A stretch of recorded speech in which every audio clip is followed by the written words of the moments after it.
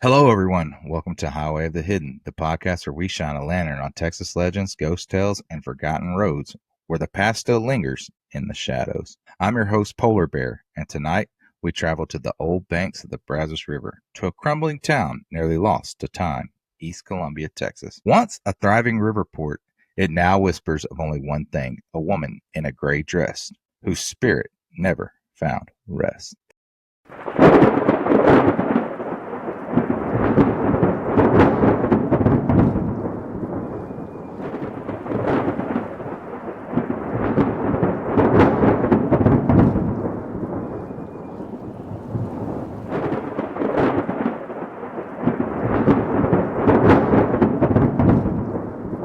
This is the story of the lady in the gray taffeta dress. If you drive down the twisting roads of 35 in Brazoria County today, you might miss East Columbia altogether. Just a few homes remain, tired structures sagging under the weight of history.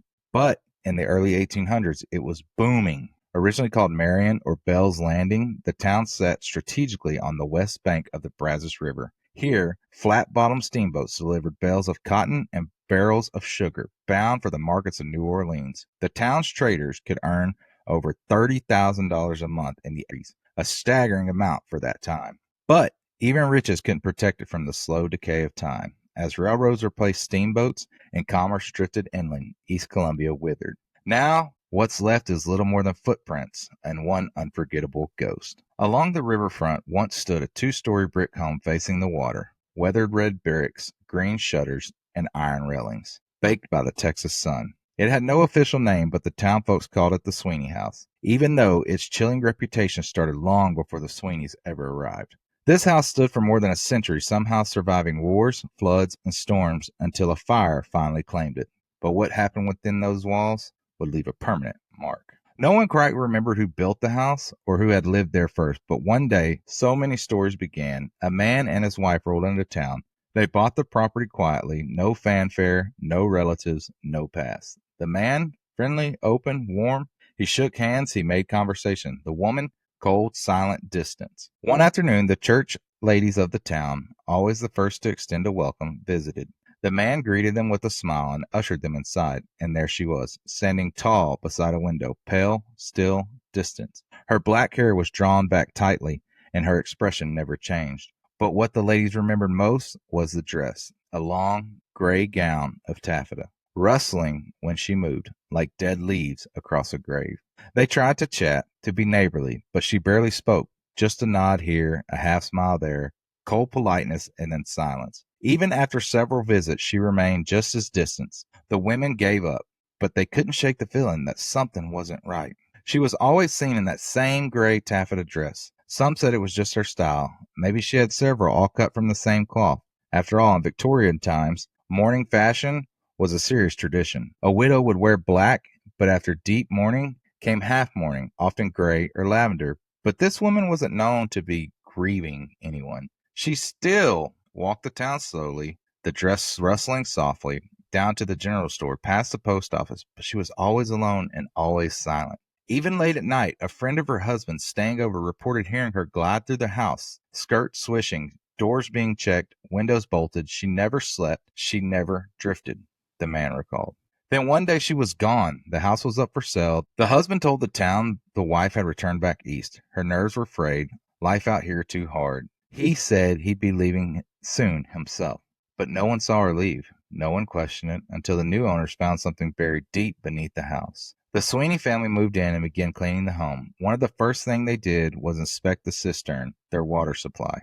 And that's where they found her, the woman in the gray dress, still clothed, still unmistakable, stuffed into a cistern like garbage. She hadn't left town. She hadn't returned east. She had been murdered. The husband gone, no one could find him. He had vanished, and justice would never come. But the woman, she stayed. A few years later, the Sweeney's 10-year-old niece, Musetta, came to live in the house. She didn't know the story. No one had told her. But from the first day, she was afraid of the house. When she got home from school, she would always call out for her aunt. If no one answered, she would leave the door open and wait outside. She never liked being alone in there, and one day she wasn't. It was a gray December afternoon. Musetta stepped into the entryway and called out. No answer. The house was cold, still, quiet. She turned to leave, and then she heard it. Rustling, footsteps from top of the stairs. She looked, and there she was, the woman in the gray taffeta dress. Tall, pale, smiling, and then she began to descend. Musetta froze, the woman's arms stretched out, not in comfort but in warning. Her lips were painted red, blood red. Her smile was cruel. Musetta felt her legs weaken. The ghost was nearly at the foot of the stairs. That's when Musetta bolted. She didn't stop running until she reached town. She never went back to the house. Other families came and went. None stayed. People heard footsteps, voices, whispers. Children saw faces in the mirrors, not their own. Someone knocked at the windows when no one was outside. The house rejected the living. A skeptical boy once entered on a dare. He laughed at the ghost stories. But minutes later, neighbors saw him at the window, his face frozen in terror, mouth wide, eyes pleading, and then he began to float down from the second story. As he descended, a glowing figure hovered beside him, the lady in the gray taffeta dress. Years later, the Duffs, an older couple, walked past the house one foggy evening. They saw a man and a woman ahead of them. The woman wore a long gray dress that shimmered in the moonlight. As the Duffs neared the couple turned a corner and right through the boarded up wall of the house. So one night, a young man once took a bet to stay the night. He entered before midnight. By dawn, he burst out the front door, hair turned white, and never spoke of what happened. He left East Columbia for good. They say the ghost walks in circles. She checks windows, locks doors. Some believe she's trying to protect something. Others believe she's trying to contain it. Whatever the truth, she's stuck in that loop. The house is gone now, burned, torn down. But when the fog rolls low over the Brazos, people still see her, still walking, still waiting, still watching. And if you ever find yourself near East Columbia, don't go looking for the cistern, because that hole in the earth once held a body. And maybe, just maybe, it still holds her spirits. So that was the lady in the gray taffeta dress. I've heard that story since I was, knee high to a grasshopper. And East Columbia is a very old town. There's still slave houses there. You can read all kinds of landmarks out there. We visited it one night, and me and my brother, and I swore I saw a demon dog, and it turns out it wasn't. It was just a regular dog, but it still scared the shit out of me. And I'm going to be going over quite a bit of them while we take this journey through Texas. So if you have any local legends, please, please, please hit me up and let me know. But that's it for tonight, ladies and gentlemen. Thanks for joining me on Highway of the Hidden. The story of the lady in the gray taffeta dress reminds us some wounds never heal and some ghosts never leave. And if you're not from Texas and you got a hometown legend, that's cool too. Hit me up. It doesn't matter. It could be ghosts, cryptids, or whatever. Let me know. And the way to get a hold of me, you can email me at polarbear, HOTH, at gmail.com. DM me on TikTok or Instagram, polarbearhoth, or find me on Facebook, Highway of the Hidden, and message that. Until next time, keep your doors locked. And if you hear a soft rustling behind you, don't turn around.